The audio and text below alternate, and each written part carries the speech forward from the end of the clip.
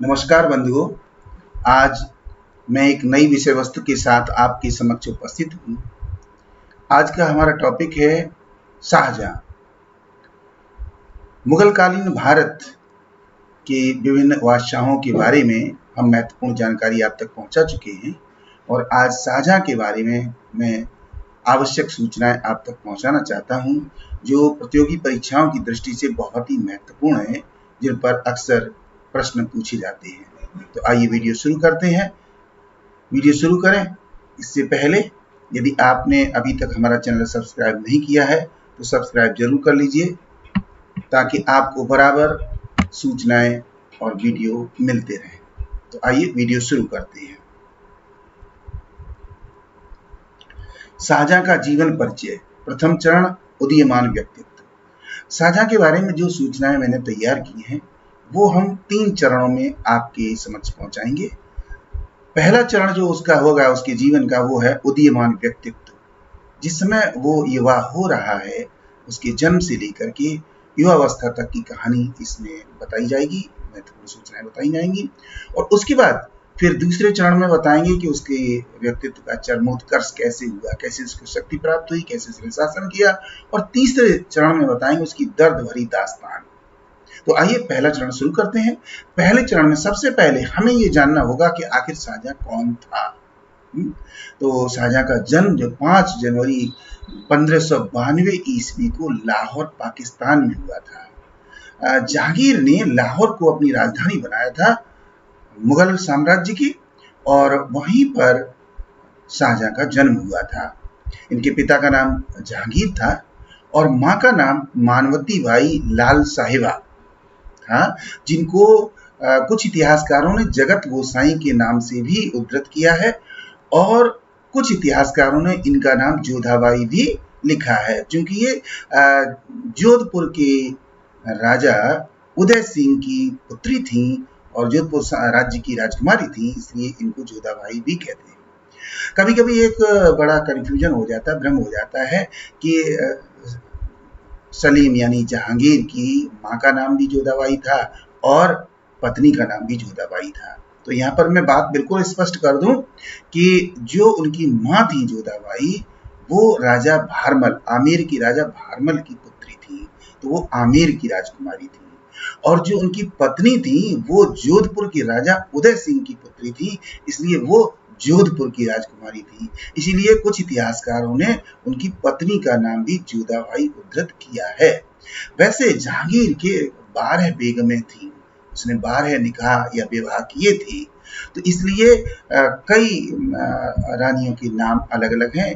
तो इसमें मानबाई जो कि जोधाबाई की भतीजी थी, वो भी जहांगीर की बेगम हुआ करती थी। तो यहाँ पर बिल्कुल स्पष्ट हो गया होगा कि जो उसकी माँ थी वो आमेर की राजकुमारी थी और जो उसकी पत्नी थी वो जोधपुर की राजकुमारी थी।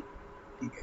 जब इनकी माँ की मृत्यु हो गई, शाहजहां की माँ की मृत्यु हो गई, तो इसका नाम शाहजहां ने उनको बिल्किस मकानी के नाम से उनको उपाधि दी थी और वो प्रसिद्ध थी, बिल्किस मकानी।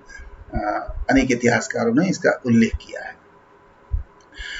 शाहजहां का जो वास्तविक नाम था, जो कि उसके जन्म के बाद रखा गया था, वो था अल आजाद अबुल मुजफ्फर शहाबुद्दीन मोहम्मद खुर्रम, जिसको संक्षेप में खुर्रम के नाम से जाना जाता था। लेकिन वास्तव में उसका नाम बहुत ही लंबा चौड़ा था, अल आजाद अबुल मुजफ्फर शहाबुद्दीन मोहम्मद खुर्रम उसका नाम रखा गया था। उसकी शिक्षा की व्यवस्था बहुत अच्छी तरीके से शाहजहां ने की थी। जिस तरीके से अकबर ने जहांगीर के लिए बहुत अच्छी व्यवस्था की थी, सलीम के लिए की थी, उसी तरीके से जहांगीर ने शाहजहां के लिए अर्थात खुर्रम के लिए बहुत अच्छी व्यवस्था की थी। उसके जहांगीर के दरबार में भी बहुत अच्छे अच्छे विद्वान रहते थे, जिन्होंने शाहजहां को राजनीति, इतिहास, भूगोल, धर्मशास्त्र और सैनिक शिक्षा प्रदान की थी। तो इस तरीके से शाहजहां एक चौमुखी व्यक्तित्व का धनी था। उसके पास बहुत अधिक ज्ञान था, बुद्धि थी और विभिन्न विषयों का वो ज्ञाता था। 10 मई 1612 ईस्वी में अर्जमंद बानो बेगम मुमताज के साथ उसका विवाह हुआ। जो मुमताज के नाम से जानी जाती हैं इतिहास में। दरअसल अर्जुमंद बानो बेगम नूरजहां की भतीजी थी। नूरजहां के भाई आसफ खां की पुत्री थी और ये विवाह भी नूरजहां ने ही करवाया था। तो 10 मई 1612 ईस्वी को ये विवाह हुआ था। यद्यप 4 वर्ष पहले से ही इसकी सगाई हो चुकी थी और विवाह 4 वर्ष के बाद हुआ था।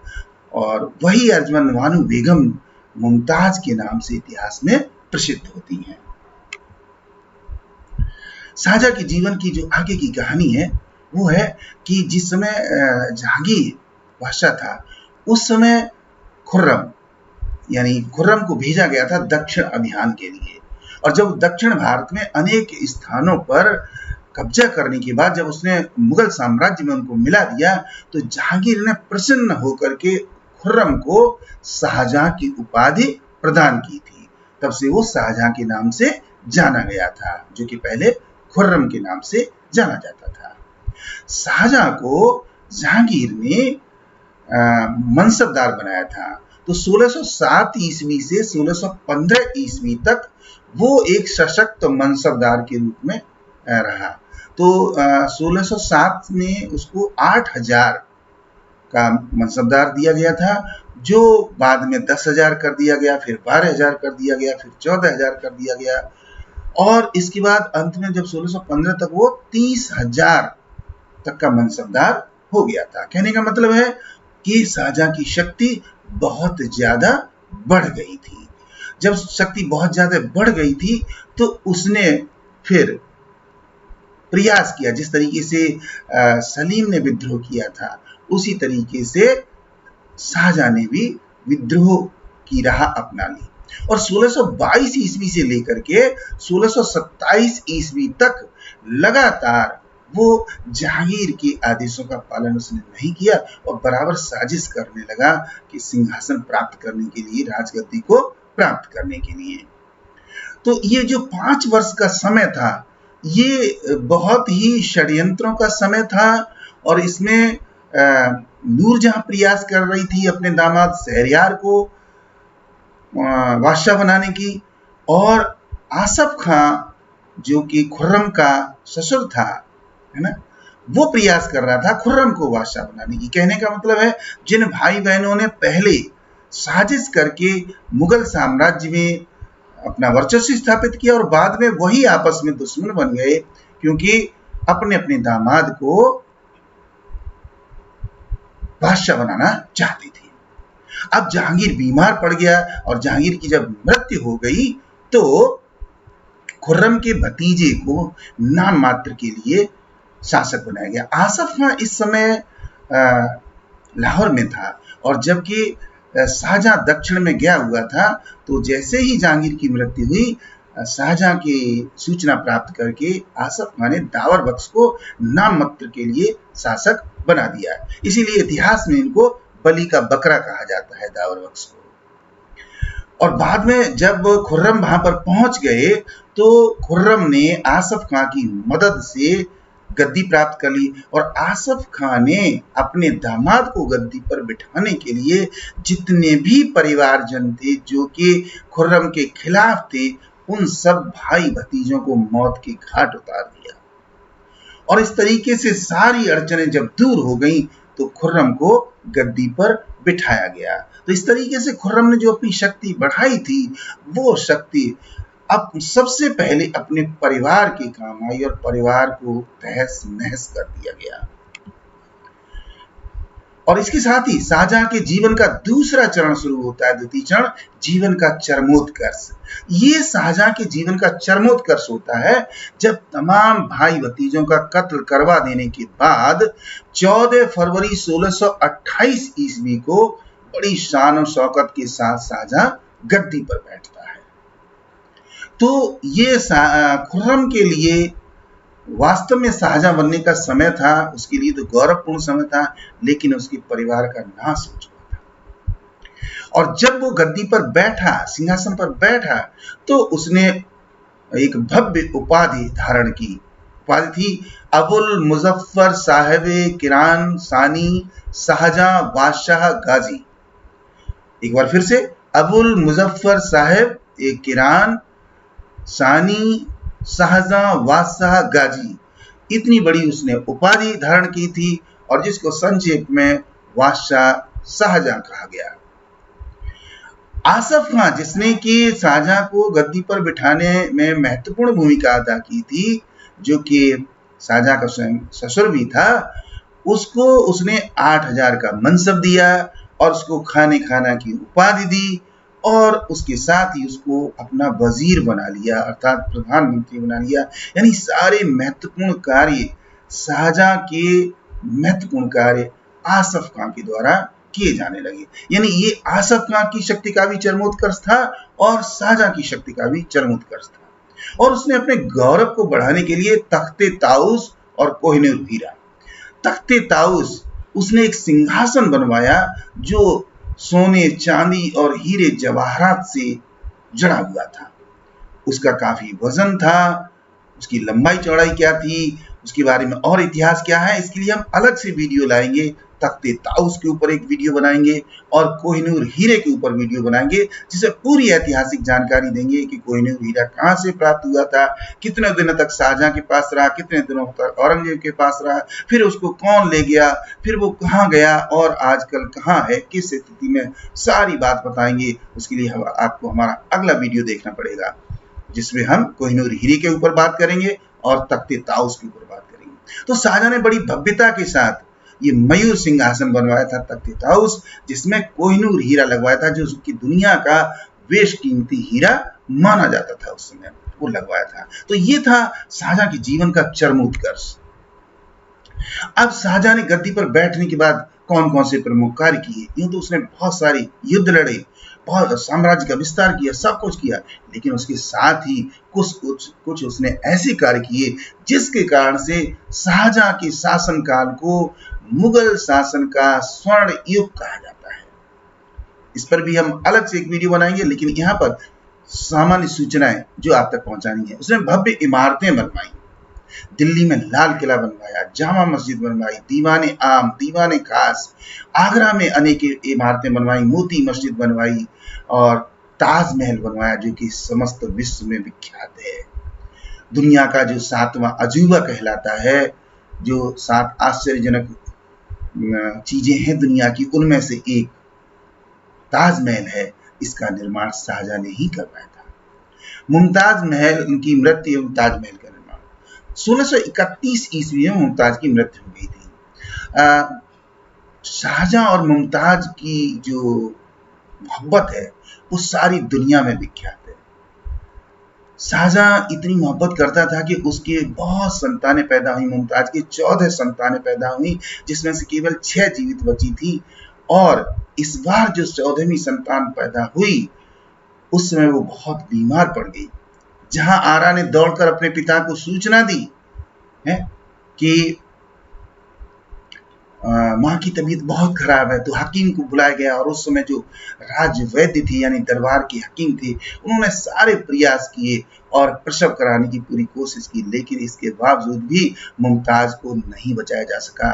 मुमताज की मृत्यु हो जाती है और शाहजहां फूट फूट कर रोने लगता है। और उसके बाद उसकी मोहब्बत को यादगार बनाने के लिए ताजमहल बनवाता है, जिसमें कि मुमताज की कब्र बनवाई जाती है। और बाद में वो ये भी कह देता है कि जब मेरी मृत्यु हो तो मुझे भी इसी कब्र के बगल में दफनाया जाए। तो ये बहुत ही बेहतरीन इमारत है दुनिया की, जो कि आगरा में बनी हुई है। इसको सारी दुनिया से लोग देखने के लिए आते हैं। साम्राज्य विस्तार की दृष्टि से अगर देखें तो शाहजहां ने उत्तर में, पश्चिम में और दक्षिण में अनेक युद्ध लड़े थे और मुगल साम्राज्य का विस्तार किया था। इसका राजधानी परिवर्तन 1638 ईस्वी में शाहजहां ने अपनी राजधानी परिवर्तित की। 1638 ईस्वी तक आगरा में राजधानी हुआ करती थी इसकी, और इसके बाद फिर इसने दिल्ली में अपनी राजधानी बनवाई, नगर बसाया पूरा का पूरा, जिसको शाहजहानाबाद कहा जाता है। और इसी शाहजहानाबाद को शाहजहां ने राजधानी बनाया था 1638 ईस्वी में। भव्य दरबार का आयोजन। जब उसने दिल्ली के अंदर राजधानी अपनी बनवाई थी तो विशाल लाल किला बनवाया था, जामा मस्जिद बनवाई थी, और वहाँ पर अपनी राजधानी का दिल्ली गेट बनवाया था और पूरा का पूरा नगर बसाया था, जो कि बहुत ही बेहतरीन है। अभी आपको हम एक चित्र दिखाने वाले हैं जिसमें बताएंगे। तो वहाँ पर ये बहुत ही भव्य दरबार का आयोजन किया करता था, जिसमें सभी विषयों के विद्वान, इतिहास, भूगोल, राजनीति, धर्मशास्त्र और तमाम विषयों की विद्वान रहती थी, जो उसी कला, संस्कृति और तमाम चीजों के बारे में जानकारी देती थी। उसके दरबार में बहुत अच्छे अच्छे चित्रकार थे, क्योंकि जहांगीर के समय में चित्रकारी अपने चरमोत्कर्ष पर थी, तो उस समय के जो चित्रकार थे उन चित्रकारों को बड़ा ही सम्मान दिया शाहजहां ने और अपने दरबार में रखा था। बहुत से साहित्यकार उपस्थित थे, इसमें उर्दू, अरबी, फारसी, हिंदी जैसे भाषाओं के तमाम साहित्यकार उपस्थित थे और इस काल में बहुत ही महत्वपूर्ण साहित्य लिखा गया था। हिंदी साहित्य की दृष्टि से अगर देखें तो जहां पर अकबर के काल में भक्ति की रचनाएं लिखी गई थी, वहीं पर जहांगीर और शाहजहां के काल में प्रेम की रचनाएं लिखी गई और अब रीति काल शुरू हो चुका था हिंदी साहित्य का। इसके बाद अगर हम देखें तो उसने बहुत सी संस्थाओं की स्थापना की थी, जिसमें शैक्षिक संस्थाएं थी। शाहजहां ने अनेक कॉलेज स्थापित किए थे और उसमें एक बहुत ही महत्वपूर्ण कॉलेज उस समय का था, वो था दारुल बका कॉलेज, जिसमें इस्लाम की शिक्षा दी जाती थी। इस कॉलेज की उसने बहुत अच्छी तरीके से मरम्मत करवाई थी। शाहजहां ने जो बहुत सी इमारतें बनवाई थी, उनमें से कुछ चित्र यहाँ पर दिए गए हैं। बीच में देखेंगे जो चित्र दिया गया है ऊपर, इसको शाहजहानाबाद कहते हैं।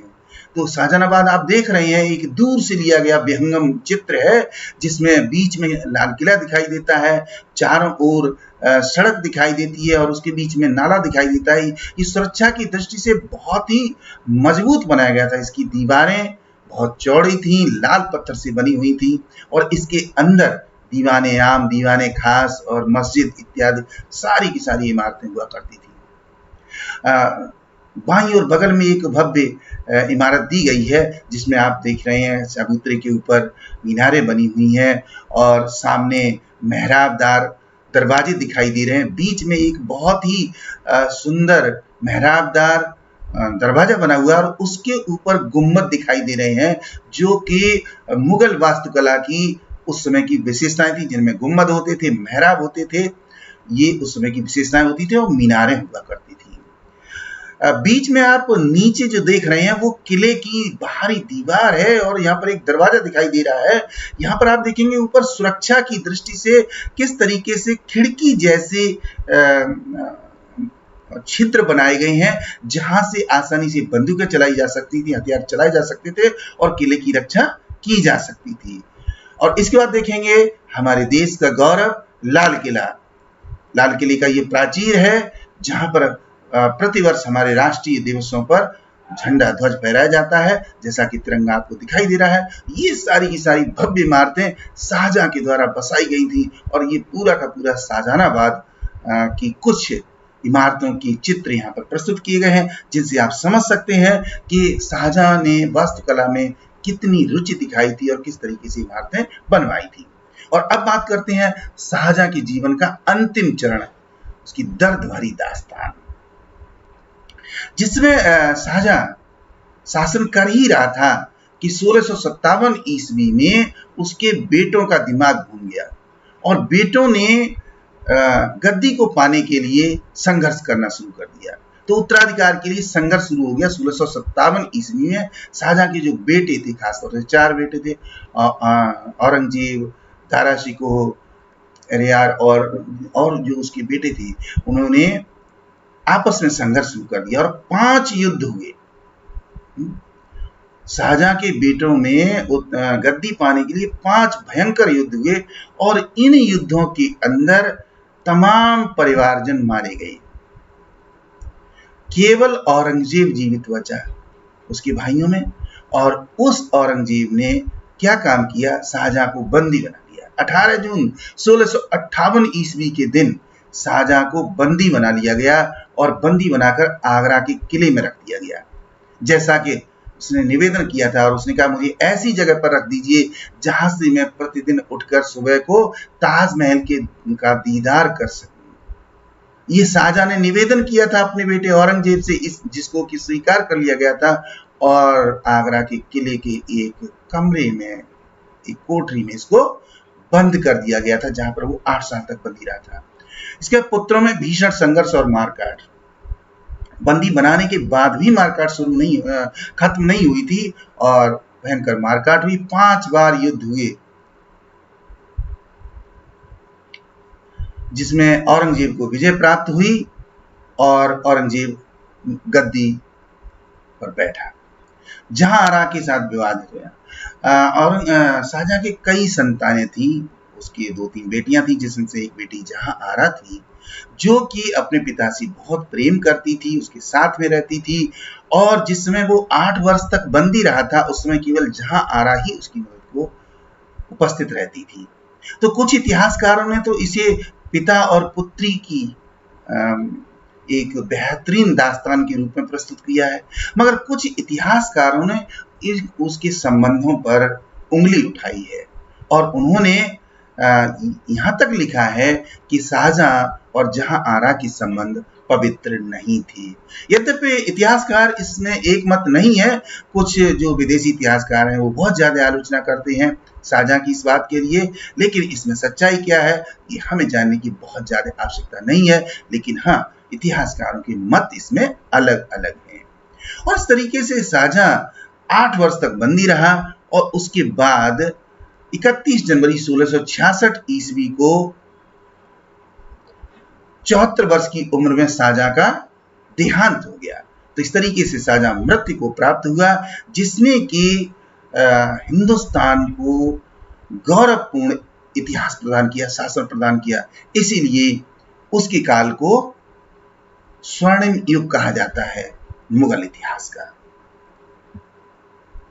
जब शाहजहां की मृत्यु हो गई तो शाहजहां को भी जैसे ही उसने इच्छा व्यक्त की थी उसी के अनुसार ताजमहल में, जहां पर मुमताज की कब्र थी, ठीक उसकी कब्र के बगल में शाहजहां को भी दफनाया दिया गया और इन दोनों की कब्रों के चारों तरफ एक छोटा परकोटा बनाया गया था जिसमें तमाम हीरे और जवाहरात लगे हुए थे।